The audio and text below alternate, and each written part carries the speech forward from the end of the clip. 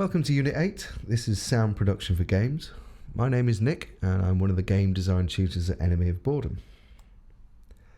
Let's look at the learning outcomes for this unit.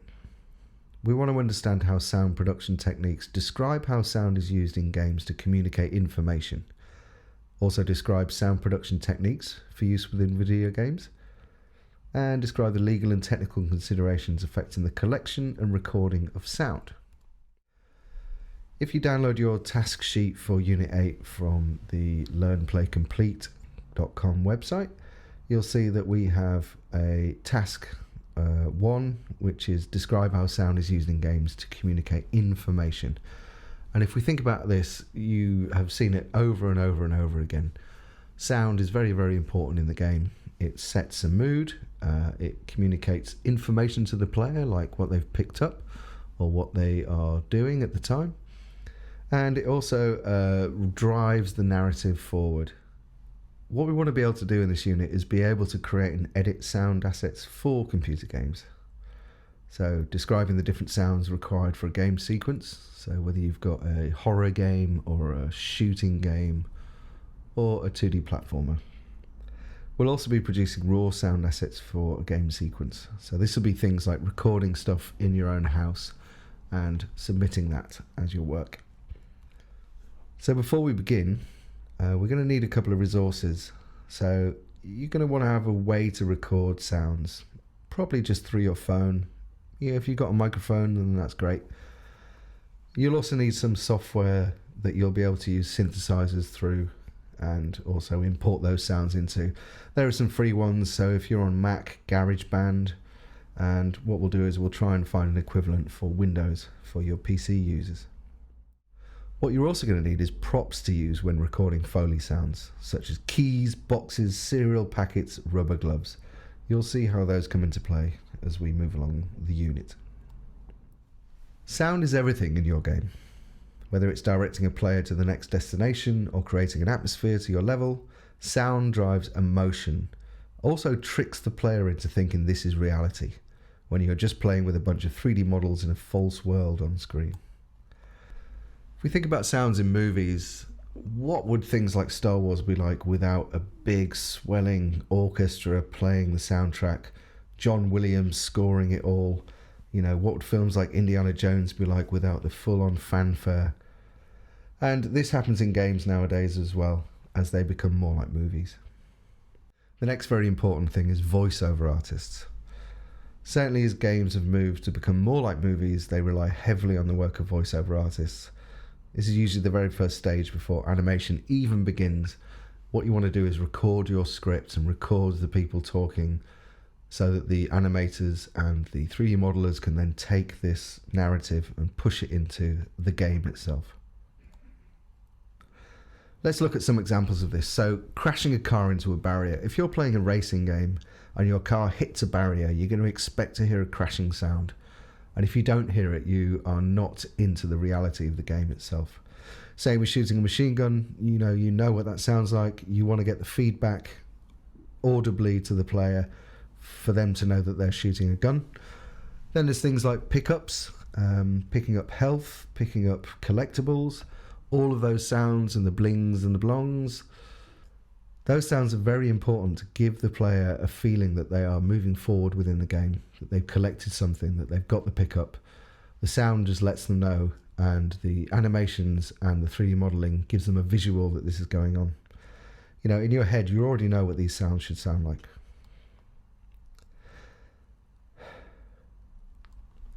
What about the sounds we hear on UI elements such as menus or button presses? The blips and the boops. These subtle hints give the player feedback on when they've completed an action. So whenever you're in a menu system and you hit the right button, it's always going to give you a feedback that you have pressed that button. This is all to do with the sound design of the complete game. Let's take a look at this extra credits video on the importance and uses of sound production for your games. When people think about audio in games, they typically think about how it makes them feel. Often, they think of a game's soundtrack, or maybe how an audio cue makes them excited when they get a kill streak or complete a level. But many people don't realize that one of audio's great all-encompassing purposes in a game is to actually be informative. One of the greatest challenges for a game designer is in making sure the player gets all the information they need. Not only tutorial stuff, but information like where bullets are coming from or when they're getting hit. And the more efficiently a game designer can transfer this stuff to your brain, the more they're able to put in their game without overloading the player. So one of the great quests in game design is to deliver information more and more efficiently. And any good game designer knows one place you can do that is through sound. Audio is an excellent way to provide information to a player, but it has to be done well, because audio can be very misleading if it's done poorly. Take a game like Super Mario Bros. When you get damaged, you'll become Small Mario and hear a sound like this. And when you collect a mushroom, you'll hear a sound when you become Big Mario like this. But what if Nintendo got really lazy and decided to use the same sound for both? Rather than convey information, this would just serve to confuse the player. Because now, on a really busy screen, when the player hears that sound, they'll have to check, "Oh, did I just get hit?" Or, "Did I just accidentally get a mushroom?" And while actually counterproductive sound design like this is rare, you know what's common? Cluttered audio. Let's take Counter-Strike as an example. When playing Counter-Strike, you see what's directly in front of you, which covers a 90-degree spectrum. But there's an entire other 270 degrees that isn't being accounted for in your vision. So thankfully, we have the audio at our disposal to give us the information about what we can't see. But in a really high-intensity moment in Counter-Strike, there can actually be too much audio. And while this sort of mimics a real firefight, with people screaming in your ears, grenades going off, the sounds of shots being fired, and others impacting things, this can also be a little like having a really cluttered UI. You might miss that telltale sound of the bomb being planted because of everything else going on.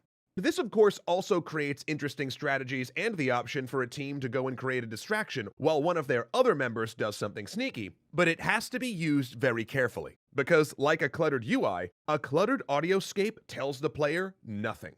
That's not to say that audio can't be complex either. Audio is incredibly dynamic because while it doesn't have a nice 4K screen to display itself on, what it does have is a set of speakers, volume, panning, and 20,000 hertz of human hearing range. And while this can get cluttered very quickly, if we look at a game like Overwatch, the design group and the audio team have worked together to expertly craft its audio to be dynamically informational. In an Overwatch team fight, we can have up to 12 players making footstep sounds, voice lines, weapon sounds, secondary weapon sounds, and their ultimate sounds. And then on top of that, we also have 11 players fighting in front of us from a first-person perspective. That is a lot of clutter. And it's a lot of information being given to the player at once. So how does Overwatch make this gigantic team fight into something that can clearly inform the player about what is happening? It all comes down to how the audio is mixed. Overwatch will prioritize the most important sounds in a team fight by making the volume louder than the less important ones. So which sounds are more important? The ones that are the most dangerous to the listening player. For instance, you'll always hear your enemy team's footsteps over your own team's footsteps. You'll always hear something as dangerous as Widowmaker's sniper rifle at full power over Lucio's sonic amplifier. You'll always hear an enemy team's ultimate over everything else in the game. Die, die, die. And you'll always hear more dangerous ultimates over less dangerous ones. If you could please stop living, that would be nice. And it's because these things dictate the flow of the long-term game at hand.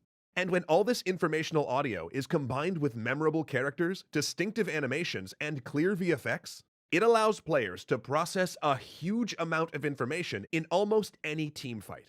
So when you're designing the sound in a game, ask yourself, what does the player need to know? And how can you convey that with sound? Then ask yourself, are you making your sounds distinct enough from one another? And finally, if it seems like you have too much going on in your game altogether, can the audio be reorganized to be clearer and more informative? Because if it can't, then it might be time to scale back a bit.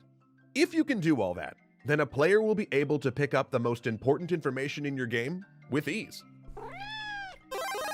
See, I get that. Good giant Zoe. No, I don't want to play! So your first task, once you've downloaded the sheet for Unit 8 from learnplaycompete.com, is to choose 2 different games where you think the sound design has really stood out for you. And you're going to be describing what it is about those games that you thought were very engaging and important to do with the sound. While you're thinking about that, let's watch this short film about the sound design of Witcher 3.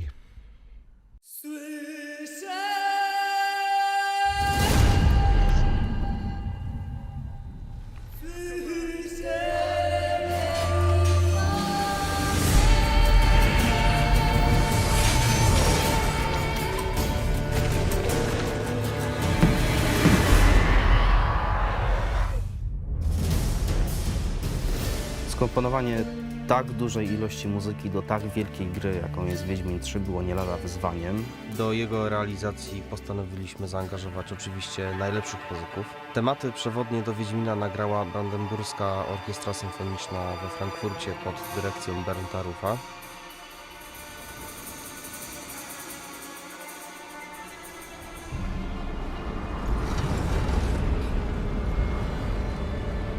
W Polsce zaś nawiązaliśmy współpracę z niesamowicie utalentowanymi muzykami folkowymi, ekspertami w swojej dziedzinie, którzy najlepiej wiedzą, czym jest folk i jak go grać tak, żeby brzmiał prawdziwie. Tych dźwięków nie da się wykrzesać ze współczesnych instrumentów, stąd też w projekcie udział grupy Percival czy Roberta Jaworskiego, multiinstrumentalisty zespołu Żywiołak, który nagrał dla nas partie lutni, liry korbowej, fidli renesansowych i gęśli gdańskich.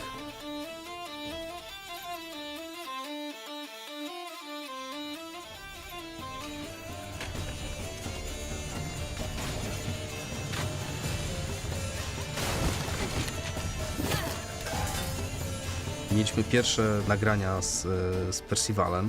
Podszedłem do tego w absolutnie akademicki sposób, to znaczy przygotowałem sobie nuty, scenariusz sesji, tabele z tempami, no wszystko po prostu tak, jak to się powinno książkowo odbywać, a tymczasem spotkałem się z ludźmi, gdzie dopiero w trakcie nagrań się dowiedziałem, że to są samoucy, którzy no, niekoniecznie muszą znać nuty. Tylko Kasia z Percivala jest po szkole muzycznej, reszta totalnie sama uczyła się gry na instrumentach, co z jednej strony wzbudziło mój ogromny szacunek, bo jednak jest to niemałe osiągnięcie, ale z drugiej strony też wprawiło mnie w spore przerażenie, no bo jak ja się teraz z nimi dogadam. Coś mnie olśniło i stwierdziłem, dobra, czas wyrzucić papiery za okno. Zróbmy to zupełnie inaczej. Wyglądało to mniej więcej tak, że powiedziałem na przykład Mikołajowi, bierz saz i teraz graj mi na przykład to, ty weź ten instrument, ty zrób to, a ty zrób to i teraz zróbmy z tego podstawę i zobaczymy, co się będzie działo i gdzie nas to dalej zabierze.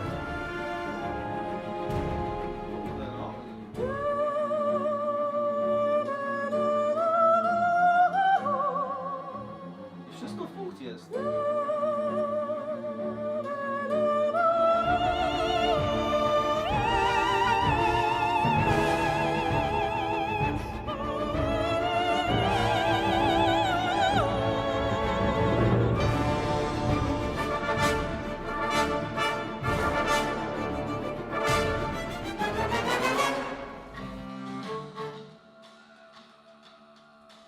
No i okazało się, że to jest ten wspólny dialekt, którego nam brakowało.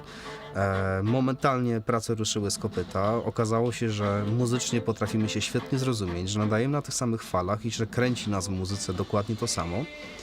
Bardzo duża ilość materiałów w Wiedźminie 3 to jest tak naprawdę właśnie efekt improwizacji. My mieliśmy ze sobą kilka dni, gdzie byliśmy zamknięci w 4 ścianach po paręnaście godzin dziennie. Byliśmy otoczeni instrumentami, mikrofonami i po prostu zachowywaliśmy się jak dzieciaki w lunaparku. Robiliśmy różne dziwadła i z tego tak naprawdę na bieżąco powstawała muzyka.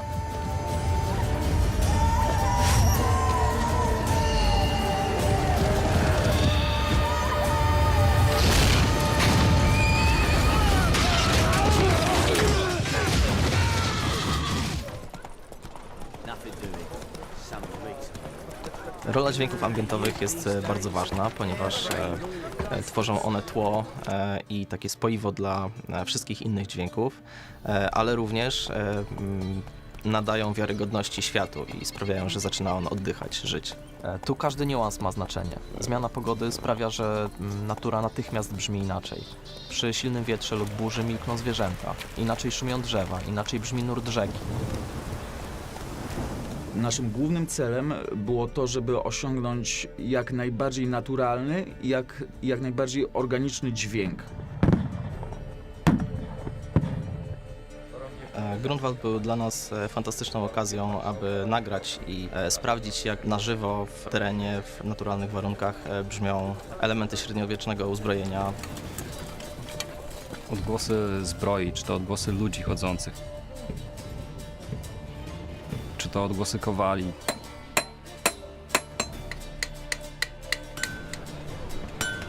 Odgłosy strzelania z łuku. Odgłosy nawet bohurtów. Tego się praktycznie nie dostanie w bibliotekach, więc pojechaliśmy po to, żeby uzupełnić zapasy.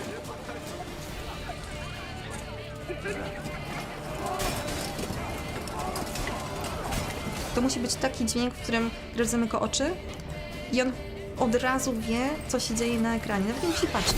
To musi być tak charakterystyczne. Co mięcho, uderzenie, cięcie, wszystko, to musi być pokazane dźwiękowo. To musi być brutalne, brudne, tak żeby gracz poczuł aż ciary na całych plecach.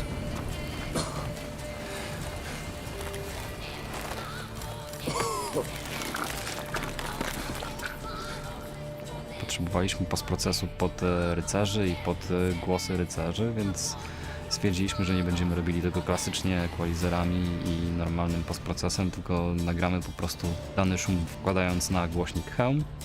Tam się pięknie wszystko rezonuje, rozchodzi. Search your hearts. Do you not see that they are blackened? Indeed, we cannot let the affront go unpunished. Część dźwięków była nagrana w naturze, ale również bardzo dużo, szczególnie detali, było nagranych u nas w studiu.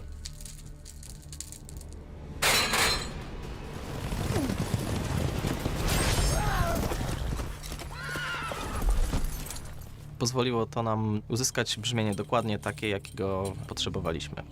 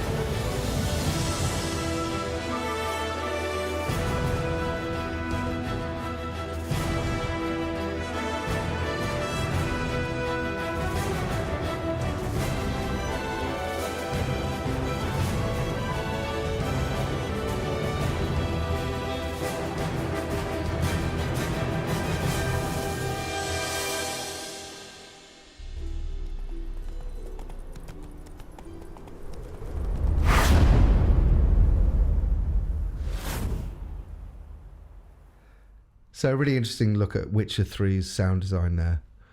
You know, a big studio, they've got the resources to be able to record orchestras, singers, and also to be able to go out into the field and record proper sounds of blacksmiths or sword fighting, any of those kind of things.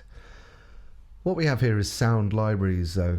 These are some free resources online that you can download samples and you can collect and begin to make your own sound library. And that's what I want you to do now. In your G Drive, I want you to make a folder which is My Sounds for Games. And you're going to go on to freesound.org, and there's also a YouTube audio library that you can use. These are royalty-free sounds that you can download. Explosions and footsteps and gunfire, all of those things are available in there. So think about what you want in your game and try and find the assets from Freesound or YouTube in order to start pulling together a collection of sounds that you're going to be using in your game sequence. Once you've got a load of sounds, you can use tools such as Logic or GarageBand, or there's Ableton, and these are all called digital audio workstations. And inside there you can process your recordings and put things like reverb and echo over the top, which makes them fit into a certain sequence and make them fit and make the game feel real to the user. Again, you're trying to get them to be inside your reality when you're making sound design. Let's look at a short sequence that we made in Unity. And first of all, I'm going to show you the silent version. And then what we'll do is we'll take a look at the version which have got sounds that students have put together themselves and a bit of atmospherics in order to give you an idea about what the differences between the two are. So let's look at the silent version.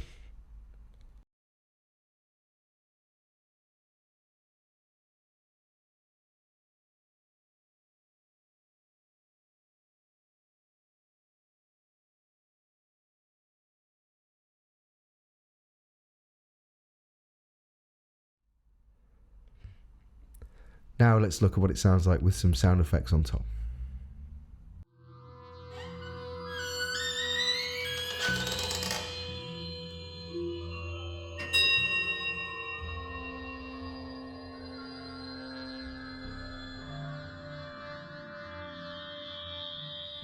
So inside Unity itself, let's just have a quick look at how you actually add sound to your scene. So inside Unity, you add an audio source component to your camera or a game object. And in there, you will have loaded up the sounds that you've got, like an explosion, and then you will add an audio source component to, say, the bomb that you want to explode, and that will have the sound source in there. And that's the thing that will be triggered once you're inside the game. So, some legal and ethics with sound. I mean, most of the sounds that you're going to be using will be downloaded from royalty-free websites that allow you to use these sounds for free. But what you do have occasionally, there are lawsuits that come against game companies from bands or producers who feel like they've had their intellectual property misappropriated. This is more common in movies and advertising, to license the music. This is another way of getting music into your game. You will license Taylor Swift or Beyonce or Coldplay or whoever in order to give you a song to be able to use in your game. Here's a famous case of Iron Maiden suing a video game company for $2 million over Ion Maiden. Now, this particular court case is slightly different to just suing them about the sound. A, the name is Ion Maiden. B, it's about a rock group. C, the names are very, very close to the people who are actually in Iron Maiden. And also they used some music that was very, very similar. So these are the kind of pitfalls that you can fall into if you're making a game and you haven't cleared the proper samples in order to pay the royalties to the artists who have made those samples.